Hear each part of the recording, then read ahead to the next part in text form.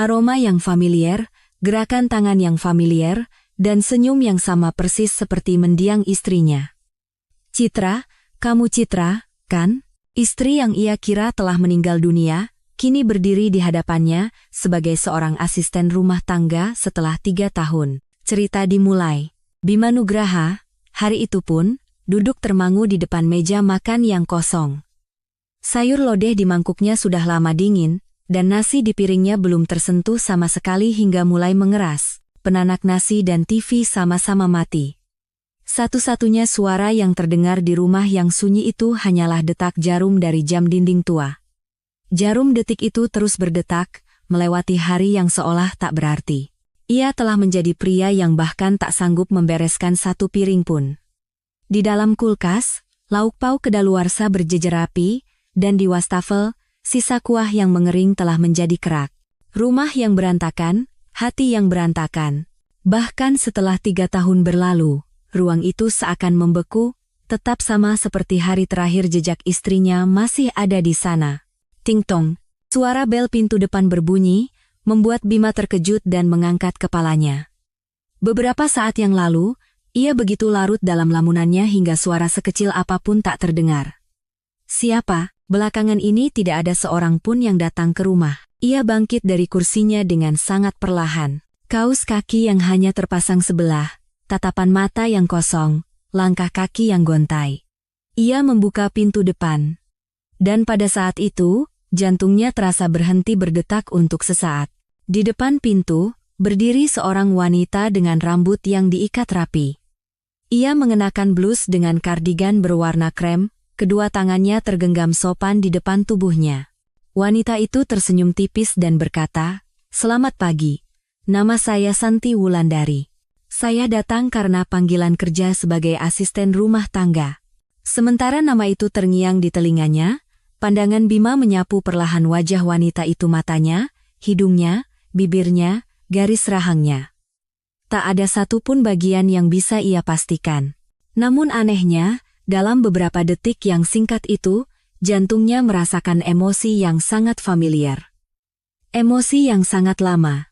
Sebuah nama yang ia yakini telah ia lupakan, kini terasa naik hingga ke ujung lidahnya. Ia menggelengkan kepalanya sangat pelan. "Ah, ya. Silakan masuk." Wanita itu melepas sepatunya dengan hati-hati dan melangkah masuk dengan langkah pelan, menyapu pandangannya ke seluruh ruang tamu. "Pekerjaan rumahnya mau dimulai dari mana, Pak?"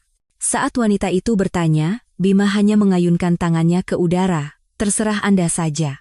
Tanpa menunggu lama, Santi segera mengenakan sarung tangan karet dan menuju ke wastafel. Caranya mengecek suhu air, menuangkan sabun cuci piring, dan menata piring-piring kotor terasa begitu terampil dan familiar. Bima hanya duduk diam di sofa, mengamatinya dari jauh. Suara gemericik air, denting piring yang saling bersentuhan. Itu bukanlah suara yang biasa terdengar dari seorang Art di hari pertamanya bekerja. Suara-suara itu terlalu akrab di telinganya. Terutama cara Santi melipat handuk.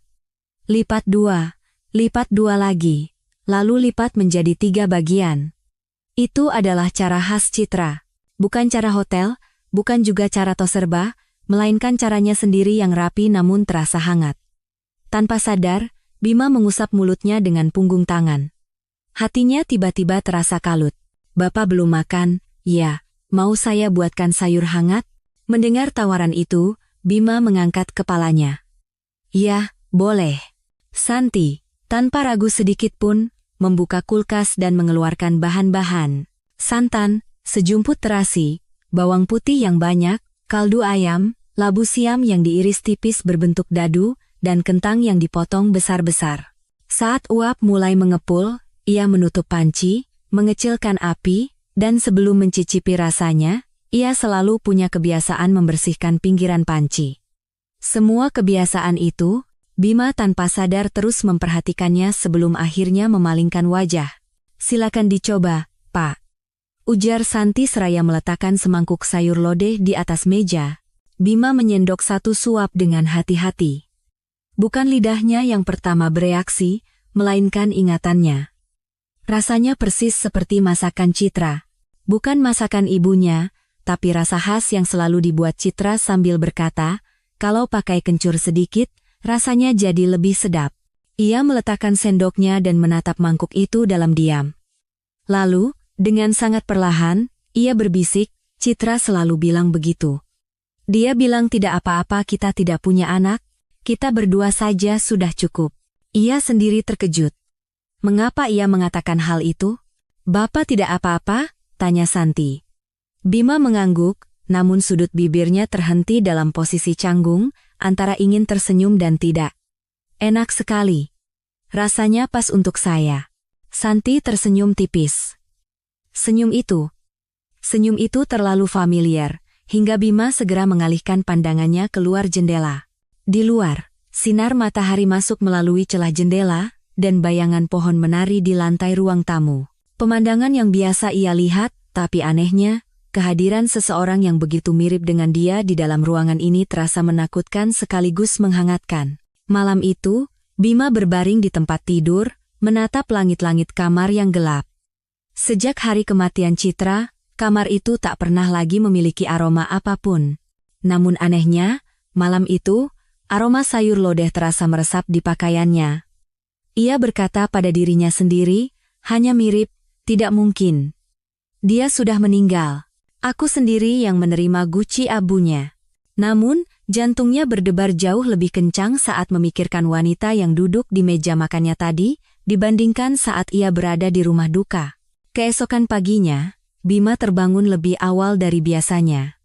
Di luar jendela, langit masih remang-remang, dan dari arah ruang tamu terdengar suara aktivitas yang pelan. Ia ingat betul, kemarin wanita itu berkata sesuai kontrak, ia akan mulai bekerja pukul 9 pagi. Tapi sekarang, jam baru menunjukkan pukul 6:30.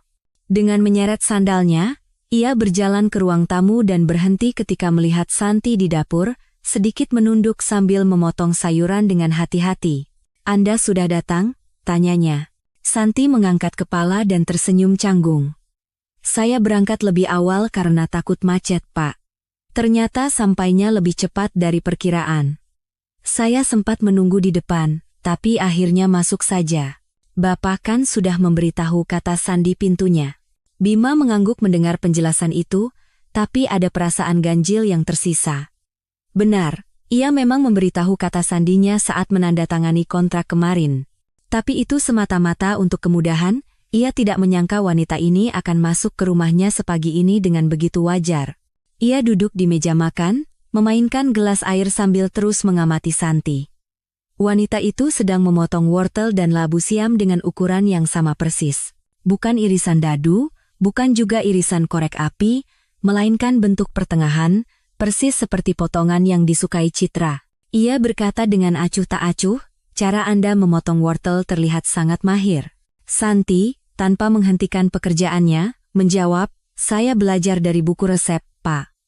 Kelihatannya mudah, tapi ternyata cukup sulit untuk mendapatkan potongan yang pas di tangan. Gaya bicaranya, ketenangan dalam jawabannya, terlalu alami untuk seseorang yang hanya mengaku berlatih dari buku resep. Sesaat kemudian, sambil memasak sayur lodeh lagi, Santi bergumam, harusnya ada sambal juga. Sambal terasi yang sudah jadi pasti lebih enak. Lalu, tanpa ragu, ia membuka kulkas. Saat itu, alis Bima sedikit terangkat. Sambal terasi ada di wadah sebelah kiri, di rak sayuran. Santi sempat terdiam, namun ia langsung menemukan dan mengambil wadah yang dimaksud dengan tepat. Benar juga. Saya menemukannya dari baunya. Santi berkata sambil tersenyum, tetapi tatapan Bima semakin rumit. Tidak mungkin. Maksudnya mungkin hanya baunya enak. Posisi di kulkas kan bisa saja ditebak. Ia mencoba menenangkan dirinya sendiri. Namun, pada suatu momen, Bima tak sengaja melihat tangan Santi saat ia melepas sarung tangannya. Di punggung tangan kirinya, ada bekas luka bakar kecil yang samar. Letaknya sama persis dengan luka bakar Citra saat awal pernikahan mereka, akibat terciprat kuah panas. Bima menarik napas dalam-dalam. Meskipun ia tidak mengatakan apa-apa, di kepalanya kalimat siapa orang ini? Apa ini benar-benar mungkin terjadi? Terus berputar tanpa henti. Santi tidak ikut duduk bahkan setelah menyiapkan makanan. Ia hanya berdiri diam, memperhatikan Bima makan. Bima sengaja hanya memfokuskan pandangannya pada piring. Ia tidak tahu harus memulai percakapan seperti apa, dan pertanyaan apa yang tidak akan membuatnya terlihat aneh. Apa masakannya benar-benar cocok di lidah Bapak? Tanya Santi. Bima terdiam sejenak sebelum menjawab, ya, sangat cocok, sampai saya terkejut. Kemudian, Santi tersenyum kecil dan menambahkan satu kalimat lagi, selera makan Bapak tidak banyak berubah, ya. Mendengar itu, Bima menghentikan gerakan sumpitnya. Apa maksud Anda? Santi segera menggeleng. Ah, bukan apa-apa, Pak. Hanya asal bicara saja. Namun, satu kalimat singkat itu menusuk begitu dalam ke hati Bima. Mungkinkah dia berbicara seolah-olah sudah mengenalku dengan baik? Sore itu, setelah Santi pulang, Bima duduk termangu di meja makan untuk waktu yang lama. Akhirnya, dengan hati-hati, ia mengeluarkan ponselnya dan membuka kembali foto-foto pemakaman Citra 3 tahun lalu. Guci Abu, ibu Citra yang mengenakan pakaian duka, dan dirinya sendiri yang tersenyum hampa. Semuanya dengan jelas menunjukkan bahwa Citra telah tiada.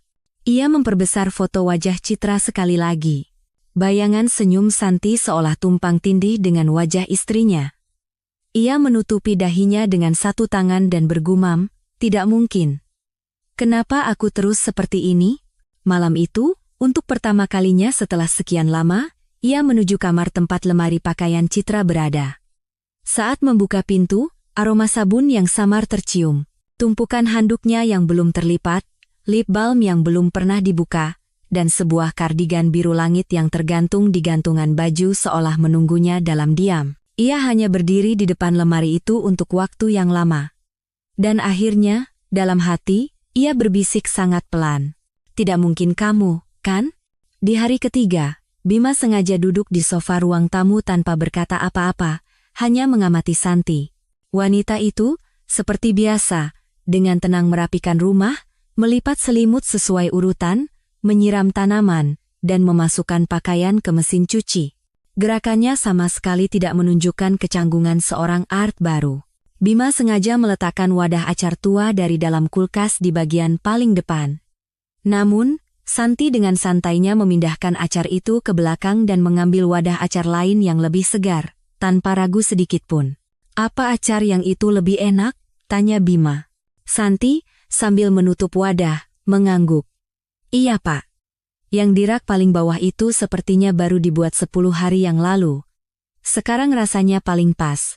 Mendengar itu, Bima merasa napasnya tercekat. 10 hari yang lalu, ia tidak membuat acar baru. Itu adalah acar terakhir yang dibuat Citra saat ia masih hidup. Sore itu, teman kantor Bima, Dimas, datang berkunjung. Alasannya adalah untuk mengambil barang, tapi sebenarnya ia khawatir dengan kondisi Bima.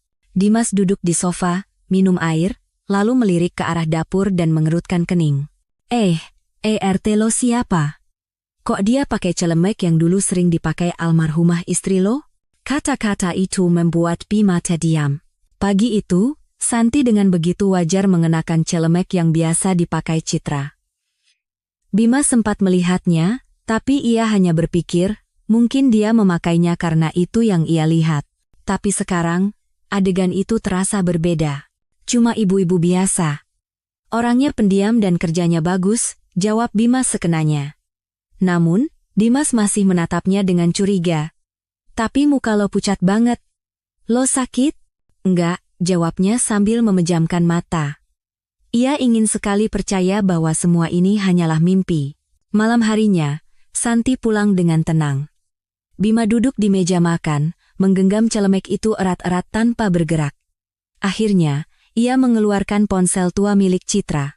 Nomornya masih tersimpan, tidak pernah ia ganti sejak kepergiannya. Dengan ragu, ia membandingkan nomor itu dengan nomor telepon yang tertera di surat kontrak Santi. Nomornya berbeda. Namun, 4 digit terakhirnya sama persis dengan nomor yang dipakai Citra dulu. Ini pasti kebetulan. Dengan tangan gemetar, ia menulis nama di buku catatannya, Santi, Citra. Lalu ia menghapusnya lagi. Rasanya terlalu dini untuk menarik kesimpulan. Keesokan harinya, Bima memutuskan untuk mencoba sebuah trik kecil pada Santi. bisa tolong hari ini masak tanpa menggunakan terasi? Santi menatapnya dengan sorot mata terkejut sejenak, tapi kemudian tersenyum. Tentu saja, Pak. Sebenarnya saya juga tidak terlalu suka aroma terasi.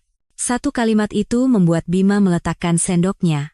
Citra adalah orang yang selalu merasa mual bahkan hanya dengan mencium aroma terasi.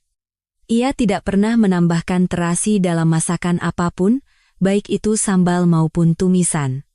Satu lagi kepingan puzzle yang cocok. Ia semakin bingung. Ia tidak bisa lagi menyangkal bahwa wanita di hadapannya ini bukanlah Citra. Gaya bicara, gerakan tangan, perilaku, bahkan hingga rasa masakannya, semuanya cocok satu persatu seperti kepingan puzzle. Malam semakin larut. Ia berbaring di tempat tidur, tapi tidak bisa tidur.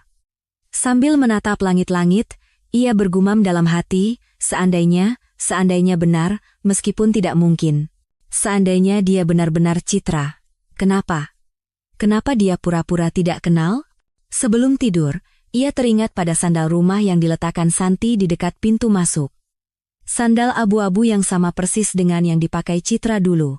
Di bagian atasnya, tertulis dengan spidol merah kecil, CA. Bima langsung membuka matanya. Benar, ini pasti Citra. Pagi itu, Bima duduk di kursi dapur dengan secangkir kopi di hadapannya. Sambil memandangi uap yang mengepul dari cangkir, ia merasa seperti sedang duduk dalam ketenangan sebelum badai. Jam menunjukkan pukul 7 pagi, dan waktu kedatangan wanita itu semakin dekat. Ketika terdengar suara pintu depan terbuka, Bima secara naluriah menahan napas. Suara sandal dilepas, lalu langkah kaki yang mendekat ke arah dapur. Semuanya terdengar familiar, tapi kini perasaan asing dan takut menyelimutinya. Santi muncul dengan tenang dan menyapanya. Selamat pagi, Pak. Hari ini saya mulai dari membersihkan jendela, ya? Bima hanya mengangguk sebagai jawaban. Perlahan, ia bangkit dari kursi dan menuju kamar tidur utama. Ia membuka laci di dekat lemari pakaian dan mengeluarkan sebuah kotak biru tua. Kotak usang itu berisi barang-barang peninggalan Citra. Dari bagian paling dalam, ia mengambil selembar foto dan sebuah buku harian. Kembali ke dapur, ia meletakkan foto itu di hadapan Santi tanpa berkata apa-apa. Foto itu menunjukkan seorang wanita sedang melipat jemuran di halaman yang cerah. Ia mengenakan kaos putih dengan celemek motif bunga, rambutnya diikat asal. Santi langsung tertegun begitu melihat foto itu. Ini almarhumah istri Bapak? Tanyanya, mencoba menjaga ekspresi tenangnya, tetapi ujung jarinya gemetar. Iya. Namanya Citra, jawab Bima singkat. Tapi aneh, ya. Celemek yang Anda pakai kemarin pagi, sama persis dengan yang ada di foto ini, sampai ke bagian talinya yang sedikit terurai. Wajah Santi menegang. Mungkin hanya kebetulan mirip, Pak. Kalau sering bekerja di dapur, celemek seperti ini kan banyak. Yang tidak suka terasi juga Citra. Dan dia selalu membuat semur dengan air kelapa, bukan gula. Sama seperti yang Anda lakukan kemarin. Memasak itu soal perasaan, Pak. Sebagai ibu rumah tangga, hal seperti itu. Bima memotong perkataannya sambil menunjukkan sandal rumah itu. Di sandal ini tertulis CA dengan spidol merah, Citra yang menandainya sebagai miliknya. Bagaimana Anda bisa menjelaskan ini? Santi terdiam. Bibirnya bergetar, mencoba mengatakan sesuatu, tapi pada akhirnya tak ada kata yang keluar. Anda bertanya apa saya menguntit Anda, kan? Bukan. Bukan saya yang mengawasi Anda. Saya hanya merasa takut karena terlalu banyak kebetulan. Saya mencoba mengabaikannya, tapi saya terus melihat Citra dalam diri Anda. Saat itu, bola mata Santi bergetar hebat. Ia berusaha tersenyum, tapi sudut bibirnya terus bergetar. Kejadian kebetulan seperti itu kadang terjadi di dunia ini, Pak, bisa saja terjadi. Tapi bagaimana dengan ini? Bima membuka buku harian itu. Ini ditulis Citra sebulan sebelum dia meninggal. Ia menunjuk salah satu halaman. Jika aku bisa kembali ke dunia ini, ada satu rumah yang sangat ingin kudatangi lagi. Untuk tinggal diam-diam di sisi orang itu, dengan cara yang aku cintai, tanpa ada yang tahu. Santi menatap buku harian itu dan menarik napas dalam-dalam. Air mata yang menggenang di pelupuk matanya kini mengalir deras tak terbendung. Kenapa Bapak terus begini? Saya bukan dia. Malam itu, saat Anda merapikan kulkas, Anda mengambil botol selai sirsak yang ada di bagian paling dalam, paling bawah. Tidak ada orang yang tahu tentang botol itu selain Citra. Saya sengaja menyembunyikannya. Bagaimana Anda bisa tahu? Santi tidak menjawab. Tidak, pada saat itu, ia tidak bisa lagi mengatakan apa-apa. Bima berkata dengan pelan, Anda ini sebenarnya siapa? Wanita itu perlahan membalikkan badannya. Namun dari punggungnya, terlihat jelas bahunya yang bergetar menahan isak tangis. Sore itu, Bima bergumam pada dirinya sendiri, sekarang, aku yang harus bergerak. Keraguan di hatinya sudah terlalu besar, dan ia tidak bisa lagi kembali ke kehidupan normal. Ia harus memastikan sendiri siapa wanita itu, dan mengapa ia muncul kembali di hadapannya. Bima mengambil ponselnya dan melihat alamat yang ditinggalkan Santi saat menandatangani kontrak beberapa hari lalu. Awalnya ia tidak terlalu peduli, tapi sekarang terasa aneh. Alamat itu berada di sebuah gang sempit di Jakarta, daerah yang sangat sederhana. Bima bahkan ragu apakah alamat itu asli. Jangan-jangan dia sengaja menulis alamat palsu. Dengan hati yang gelisah, Bima masuk ke mobil. Ia memasukkan alamat itu ke navigasi dan menuju ke sebuah area pinggiran yang dipenuhi rumah-rumah petak tua. Sepanjang perjalanan, ia hanya menatap keluar jendela, berulang kali bertanya dalam hati. Apa benar Santi ada di sana, atau orang yang sama sekali berbeda? Setelah memarkir mobil, ia tiba di depan sebuah bangunan 3 lantai yang tertera di alamat itu. Bangunan dengan dinding bata merah yang catnya sudah mengelupas di sana-sini, ia menaiki tangga menuju kamar nomor 220. Di depan pintu, Bima berhenti sejenak untuk mengatur napas, lalu mengintip kotak surat. Tidak ada nama Santi Wulandari. Sebaliknya, di atas stiker tua, ada tulisan pudar yang terbaca, Citra Anindita. Melihat nama itu, tubuh Bima membeku. Citra? Tempat apa ini? Dengan hati yang kalut, ia menekan bel dengan hati-hati, tapi tidak ada jawaban. Sesaat kemudian, pintu sebelah terbuka, dan seorang nenek bungkuk menjulurkan kepalanya. Cari siapa, Nak? Bima refleks menundukkan kepala. Ah, iya, Nek, permisi, apa nenek kenal dengan penghuni rumah ini? Ibu Santi, atau mungkin dulu namanya Citra Anindita? Nenek itu menyipitkan matanya dan memiringkan kepala. Citra itu memang nama gadis yang dulu tinggal di sini. Tapi dia sudah lama sekali pindah. Rumah itu sudah lama kosong, tapi sekitar sebulan yang lalu sepertinya ada yang datang malam-malam, tapi setahun nenek tidak ada yang tinggal di situ. Malam-malam, Nek? Iya. Tapi karena rumahnya sudah lama kosong, mungkin dia cuma datang untuk mengambil barang. Penjelasan nenek itu membuat Bima semakin bingung. Rumah Santi yang tertera di alamat ternyata rumah kosong, dan di kotak suratnya masih ada nama Citra. Bima menatap kotak surat itu lekat-lekat sekali lagi, dan ia menemukan goresan pulpen yang sangat kecil, seperti bekas luka. Inisial C. A. Inisial yang sering ditinggalkan Citra. Ia punya kebiasaan meninggalkan jejak itu kemanapun ia pergi. Saat itu, kepalanya terasa kosong. Apa Citra benar-benar masih hidup? Atau ada sesuatu yang hidup dengan nama Santi? Dalam perjalanan pulang, Bima menyetir dalam keheningan total, bahkan tidak menyalakan radio. Di satu sudut hatinya, sebuah perasaan aneh mulai tumbuh. Bukan amarah, bukan kebahagiaan, bukan juga kesedihan. Perasaan itu adalah campuran antara kerinduan yang samar dan ketakutan.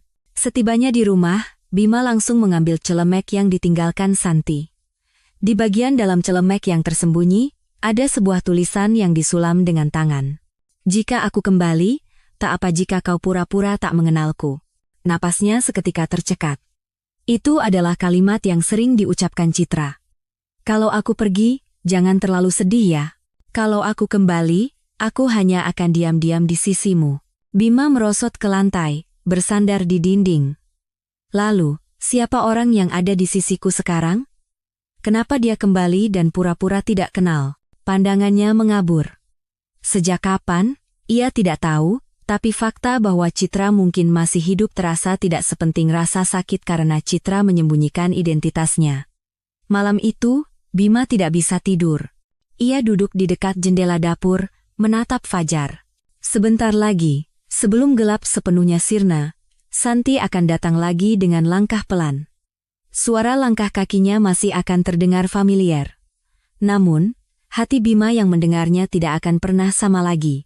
Keesokan paginya, Santi, dengan pakaian rapi seperti biasa, menekan bel rumah Bima. Saat pintu terbuka, ia menyapa singkat dan masuk dengan tenang. Namun, suasana hari ini berbeda. Bima berdiri di dekat pintu masuk, di tempat yang biasanya ia lewati begitu saja. Hari ini, kita perlu bicara sebentar. Santi, tanpa menunjukkan ekspresi terkejut, mengangguk. Baik, Pak. Silakan. Bima menunjuk ke meja makan, dan mereka berdua duduk berhadapan. Setelah hening sejenak, Bima mengeluarkan selembar foto usang dari laci dan meletakkannya di atas meja. Foto itu menunjukkan Santi yang sedang berdiri di samping meja makan pada hari pertama ia datang ke rumah itu. Meskipun buram, satu kalimat sulaman di celemeknya terlihat jelas. Jika aku kembali, tak apa jika kau pura-pura tak mengenalku. Apa Anda pernah melihat kalimat ini dimanapun? Santi menatap foto itu dan memiringkan kepala. Hanya kalimat puitis biasa, Pak. Mungkin sedang tren di suatu tempat. Kalimat ini adalah kalimat yang sering diucapkan Citra saat ia masih hidup. Tulisannya juga ada di buku hariannya. Alis Santi sedikit bergetar. Sangat tipis, tapi Bima tidak melewatkan perubahan itu. Tanpa ragu, ia mengeluarkan buku harian dan membukanya. Ini adalah buku harian terakhir yang ditulis Citra sebelum meninggal. Dulu aku tidak berani membacanya, tapi sekarang sepertinya aku bisa. Bima menunjuk satu halaman dengan jarinya. Di sana, terselip sepucuk surat, dan di amplopnya tertulis dengan tinta merah, jika suatu saat kau punya keberanian, bacalah surat ini. Bima membuka amplop itu dengan hati-hati dan mulai membacakan surat itu dengan lantang. Bima, suatu saat aku ingin kembali. Kembali ke sisimu, meskipun dalam wujud yang bukan diriku, tak apa jika kau tak mengenaliku. Asal setidaknya sekali saja, dalam wujud apapun aku hidup, kau merasa aku seperti dia, itu sudah cukup bagiku. Suara Bima bergetar sejenak. Santi hanya menunduk dalam diam, menahan napas. Lalu Bima bertanya, apa Citra sudah kembali? Atau hanya berpura-pura kembali? Santi tidak menjawab, hanya menatap keluar jendela. Matanya bergetar, dan di celah itu, Bima melontarkan pertanyaan terakhirnya. Ibu Santi, Anda ini siapa? Pada saat itu, Santi terdiam untuk waktu yang lama. Lalu, dengan suara pelan, ia membuka mulut. Apa Bapak pernah dengar tentang amnesia? Ekspresi Bima menegang saat ia mengangguk. Santi melanjutkan, setelah kecelakaan 3 tahun lalu, saya kehilangan semua ingatan saya. Saat saya sadar di rumah sakit, saya tidak ingat apa-apa. Tapi belakangan ini, ingatan saya perlahan kembali, dan saya mulai mencari Anda. Bima menatapnya, seolah menahan napas. Wanita itu melanjutkan dengan tenang, awalnya saya tidak yakin. Tapi begitu saya melangkah masuk ke rumah ini, semuanya menjadi jelas. Semua momen yang pernah kita lalui bersama. Santi mengeluarkan sepotong kain kecil dari tasnya. Itu adalah sobekan dari celemek Citra, dan di sudutnya, terlihat tulisan sulaman yang samar. Sebelum pergi, dia memberikan ini. Dia bilang, kalau aku tidak bisa kembali, tolong gantikan aku. Bima menutupi wajahnya dengan tangan dan menghela napas panjang. Pikirannya kacau, tapi ada kehangatan yang menyebar di suatu tempat di hatinya, catatan yang ditinggalkan Citra, jejaknya, dan orang yang ada di hadapannya sekarang. Santi berkata pelan, saya hanyalah bayangannya, Pak. Tapi saya baru pertama kali berpikir, bahkan sebagai bayangan pun, saya ingin menjadi hangat bagi seseorang. Air mata berkilauan di matanya. Bima menatapnya lama, lalu berdiri dengan perlahan. Entah kamu Citra atau bukan. Jika hadiah terakhir yang ditinggalkan Citra untukku adalah kamu, aku tidak bisa mengabaikannya begitu saja. Di luar jendela, angin musim gugur yang sejuk berhembus. Foto di atas meja makan sedikit bergoyang. Di foto itu, Citra dan Santi yang sekarang jelas orang yang berbeda, tapi entah kenapa, terasa ada hati yang sama. Sore itu, Bima mengunjungi toko bunga langganan lamanya. Tempat yang selalu ia kunjungi setiap hari jadi saat Citra masih hidup. Pemilik toko menyambutnya dengan wajah gembira. Wah, sudah lama sekali tidak bertemu. Bagaimana kabar Mbak Citra? Mendengar itu, Bima sejenak menunduk. Pemilik toko tampak bingung dan menggantungkan kalimatnya. Ah, maaf. Kebiasaan lama saya belum hilang. Bima memaksakan senyum dan mengangguk, lalu mengambil sebuah pot bunga kecil dan berbalik. Namun, pada saat itu, ia berpapasan dengan seseorang di dekat pintu keluar. Seorang wanita parubaya dengan mantel krem yang rapi. Wajah yang sepertinya pernah ia lihat. Wanita itu menatap Bima cukup lama, lalu bertanya dengan hati-hati. Permisi, apa Anda suaminya Mbak Citra? Bima mengangguk kaget. Iya, benar. Tapi, apa Anda kenal saya? Saya Rina. Dulu saya satu sanggar tari dengan Citra. Saya pernah beberapa kali menjenguknya di rumah sakit, tapi mungkin kita belum pernah bertemu langsung. Wanita itu mengamati Bima dengan tatapan hati-hati namun tajam. Setelah jeda sejenak, ia melanjutkan. Saya dengar, belakangan ini ada wanita yang mirip sekali dengan Citra sering datang ke rumah Anda. Tetangga sebelah yang bilang, katanya mirip sekali sampai merinding. Mendengar itu, ekspresi Bima menegang. Oh, itu hanya asisten rumah tangga. Wajahnya kebetulan sedikit mirip. Begitukah? Rina menatap Bima dengan ekspresi penuh arti. Citra punya tahi lalat di pangkal hidungnya, dan ujung alis kirinya sedikit terbelah. Apa wanita itu juga begitu? Bima merasa napasnya tercekat.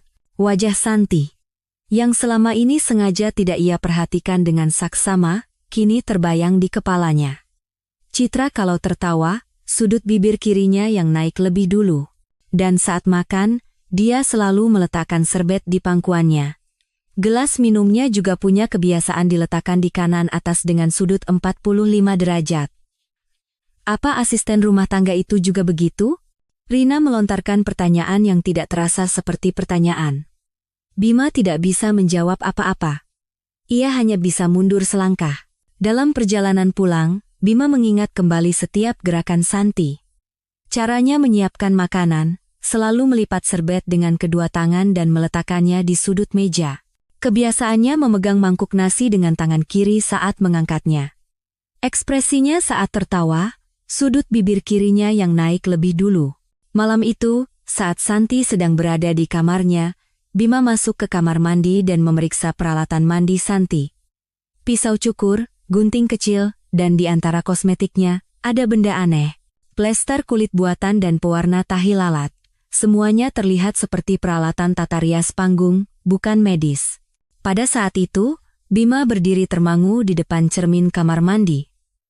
Ia ingin berteriak, tidak, tapi semua kepingan puzzle di kepalanya kini menyatu. Dan saat Santi kembali ke ruang tamu, ia berkata seolah tidak terjadi apa-apa, saya siapkan sayur lodeh, ya. Katanya, almarhumah istri Bapak suka sekali.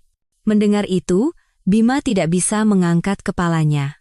Ia ingin bertanya dari mana, dan bagaimana wanita itu tahu, tapi tidak ada suara yang keluar dari mulutnya. Setelah makan, Bima mengeluarkan foto-foto bersama Citra dari laci yang paling dalam. Salah satunya, foto Citra sesaat sebelum operasi, wajahnya terbalut perban. Di belakang foto itu, tertempel jadwal medis, rekonstruksi wajah tahap 3, jadwal belum ditentukan. Dan ada satu baris memo yang ditulis dengan tulisan tangan asing. Jika hari untuk berdiri di hadapannya tiba, aku harus melakukannya dengan wajah tersenyum.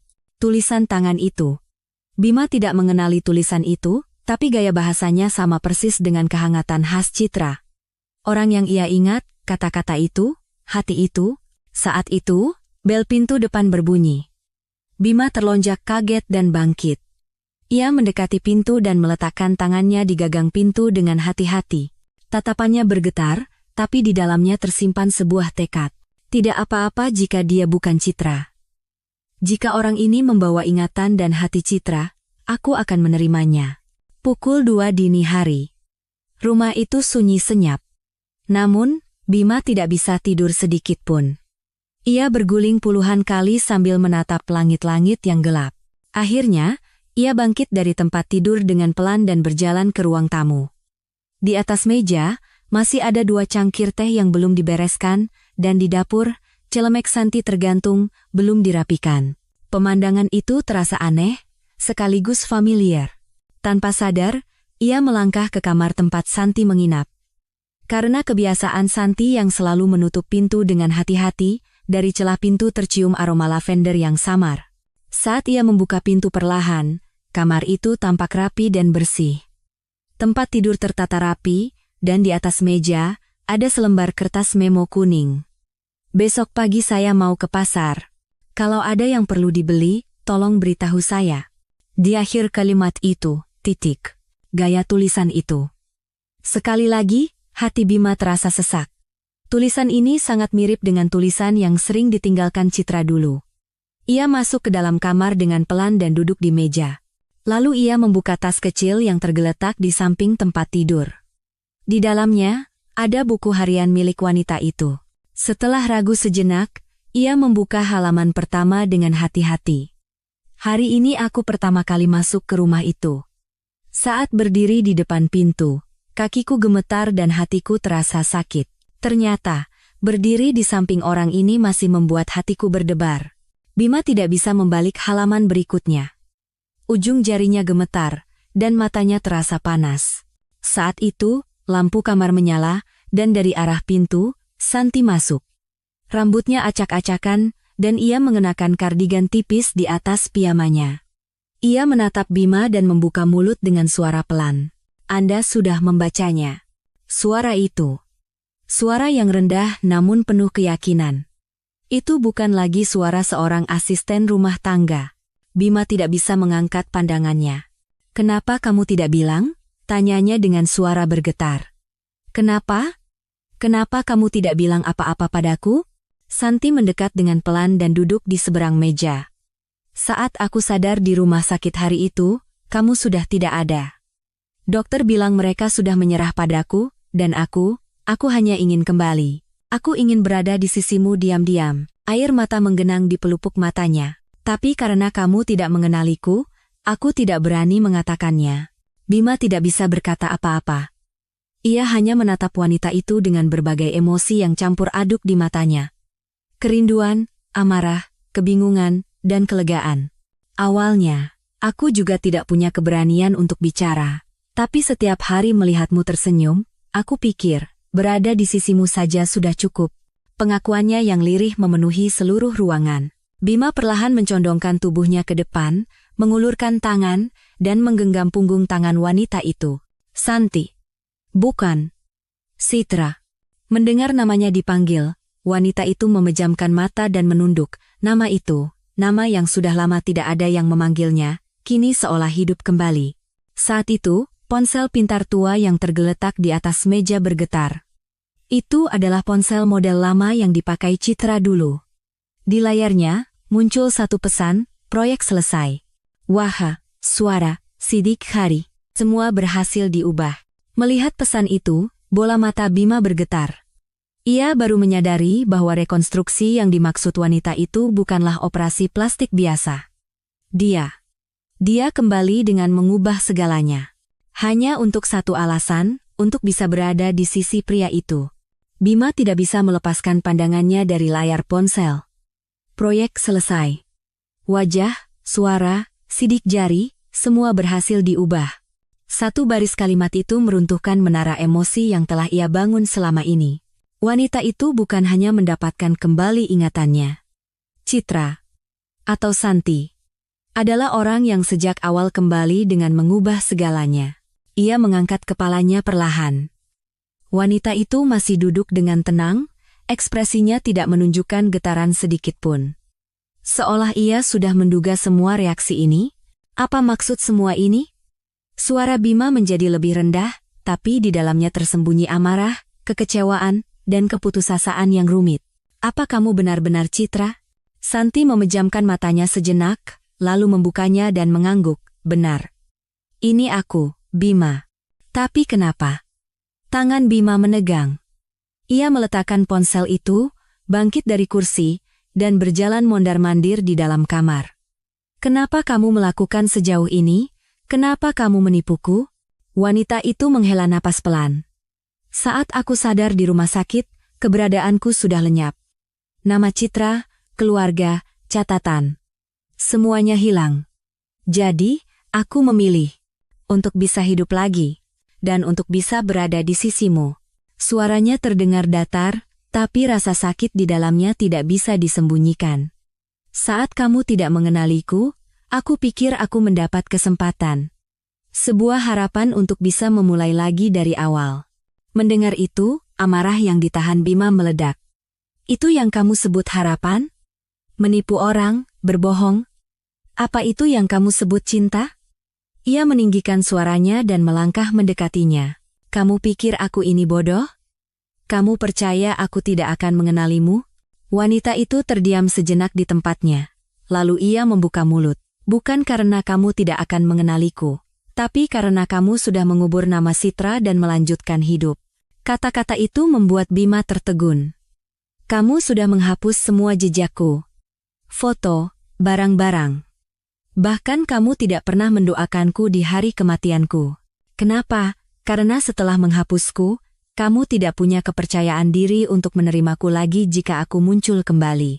Perkataan itu menusuk hati Bima seperti pisau. Itu benar. Ia tidak meratapi kematian Citra, melainkan menghindarinya. Ia membereskan semuanya dan menutupinya seolah tidak pernah terjadi. Wanita itu menyeka air matanya dengan pelan.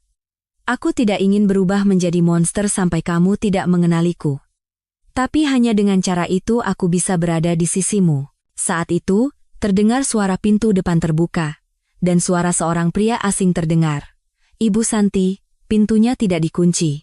Ada apa? Bima menoleh tajam. Di depan pintu, berdiri seorang pria paruh baya mengenakan jas lab putih. Di kartu namanya tertulis, Dr. Ardianto Wirawan, Lembaga Riset Bioteknologi Indonesia. Santi tampak terkejut, bangkit dari kursinya dan menunduk. Maaf, dokter. Hari ini saya belum sempat memberitahu Anda. Pria itu melirik Bima sekilas, lalu menutup pintu dengan pelan. Dan berkata, sepertinya sudah tidak bisa disembunyikan lagi. Sudah waktunya Bapak ini juga diberitahu, barulah Bima sadar. Ini bukan sekadar pengakuan pribadi, melainkan ada sesuatu yang jauh lebih besar di baliknya. Anda siapa? Dan wanita ini? Sebenarnya apa? Ribuan kepingan puzzle yang selama ini tersembunyi perlahan mulai menemukan tempatnya. Namun, sebelum puzzle itu lengkap, ia belum siap. Malam itu, rumah diselimuti keheningan. Hanya suara detak jam dinding yang bergema di ruang tamu. Bima duduk sendirian di meja makan, dan Santi atau Citra berdiri di sudut dapur, menatapnya dalam diam. Pandangan yang tidak saling berhadapan, namun juga tidak saling menghindari, seolah memeluk hening waktu panjang yang terbentang di antara mereka, yang pernah menjadi sepasang suami istri. Apa kau mau tinggal di sini lagi? Bima membuka suara lebih dulu. Suaranya tenang, tapi ada getaran yang datang dari lubuk hatinya. Barulah Citra mengangkat kepalanya. Tidak pernah ada satu hari pun aku tidak ingin tinggal di sini. Tapi aku merasa tidak pantas.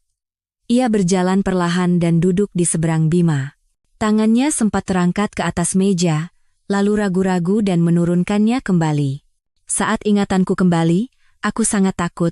Bagaimana jika kamu tidak menerimaku? Bagaimana jika kamu sudah menjalani hidup yang baru? Karena itu aku terus bersembunyi. Lalu kenapa kamu kembali? Pertanyaan Bima tidak mengandung amarah maupun kesedihan. Hanya ada rasa penasaran yang berat, seperti seseorang yang butuh jawaban. Citra menunduk dan mulai berbicara. Di dekat panti tempat aku tinggal, ada sepasang kakek nenek. Istrinya pikun, dan suaminya setiap hari mengatakan hal yang sama, tidak apa-apa. Kamu masih cintaku. Mendengar itu, aku sadar. Mungkin tidak apa-apa jika aku hanya berdiri di sampingmu. Meskipun aku kehilangan segalanya, mungkin aku bisa tetap hidup, setidaknya di sisimu. Air mata menggenang di pelupuk matanya, dan Bima menggigit bibirnya erat-erat. Kalimat itu, jelas kalimat seseorang yang ingin mempercayai orang lain lagi. Dan ia merasa, Objek kepercayaan itu adalah dirinya sendiri. Aku. Selama hidup sebagai Santi, setiap hari aku berjalan di sisimu. Diam-diam menyiapkan makananmu, merapikan pakaianmu, dan terkadang kita duduk di depan TV tanpa bicara, seperti dulu. Rasanya hangat sekali. Kamu mungkin tidak tahu, tapi hari-hari singkat itu terasa seperti seumur hidup bagiku. Mendengar itu, Bima menunduk sejenak dan memejamkan mata. Ingatannya dan sosok Santi di hadapannya mulai tumpang tindih. Gaya bicara, suara langkah kaki, bahkan helaan napas kecilnya. Kini ia mengerti alasan mengapa semuanya terasa familiar sejak awal. Bisakah kita memulai lagi di rumah ini? Pertanyaan Citra terdengar hati-hati, namun tegas. Bima tidak menjawab, melainkan mengulurkan tangan dan menutupi punggung tangan wanita itu dengan lembut. Sejak hari kamu pergi, waktuku berhenti. Jika sekarang waktu itu bisa berputar lagi, kemanapun itu, aku juga ingin pergi bersamamu. Kedua tangan yang saling bertaut itu tergeletak di atas meja makan. Cahaya lampu dapur menyinari tangan mereka dengan lembut. Beberapa hari kemudian, Citra memindahkan barang-barangnya, bukan ke kamarnya sendiri, melainkan ke kamar tidur mereka yang dulu. Di salah satu rak buku ruang tamu, novel yang pernah ia tinggalkan kembali diletakkan, dan di bawah wastafel, ada sabun cuci piring aroma jeruk yuzu pilihannya. Waktu yang mereka butuhkan untuk kembali terbiasa satu sama lain berjalan dengan tenang dan kuat. Malam itu, Bima keluar ke halaman belakang, mengeluarkan sebatang rokok, lalu memasukkannya kembali ke saku. Ia bergumam, "Citra, kamu bukan kembali, tapi ternyata selama ini kamu menjagaku," lalu memelukku. Tiba-tiba pintu belakang terbuka, dan Citra berjalan keluar dengan pelan. Ia membawa 2 cangkir teh hangat. "Ini teh kamomil yang dulu kamu suka." Bima menerima cangkir itu, dan mengangguk tanpa kata. Mereka berdua duduk berdampingan di bangku halaman, memegang cangkir teh dalam diam. Di bawah cahaya bulan yang lembut, di hati mereka, ada waktu yang mulai mengalir kembali. Beberapa hari kemudian, saat hujan gerimis turun, Citra pulang dari pasar, berdiri di depan pintu sambil memegang payung. Bima sedang menyapu halaman dengan sapu lidi. "Kamu tidak perlu payung?" tanya Citra. Bima menggeleng dan tersenyum. "Kalau hujannya segini, aku masih bisa dengar suara langkahmu datang." Citra berhenti sejenak, lalu ikut tersenyum mendengar kalimat itu. Mereka berdua saling menatap dalam diam, lalu melangkah melewati ambang pintu bersama-sama. Rumah itu masih sama seperti dulu, tapi udara yang mengisinya telah benar-benar berubah. Dan di dinding dekat pintu masuk, tergantung sebuah bingkai kecil. Di dalamnya tertulis, "Tempat di mana kita berada sekarang adalah awal kita." Rasa sakit karena kehilangan seseorang, juga kehangatan saat bisa memeluknya kembali. Hidup, sepertinya, perlahan-lahan membuat kita menjadi lebih kuat dengan cara seperti itu. Jika Anda ingin terus bersama kami dalam cerita-cerita yang hangat dan mendalam seperti ini, jangan lupa untuk berlangganan, menyukai, dan menyalakan notifikasi. Cerita kami berikutnya akan datang dengan tenang di penghujung hari Anda.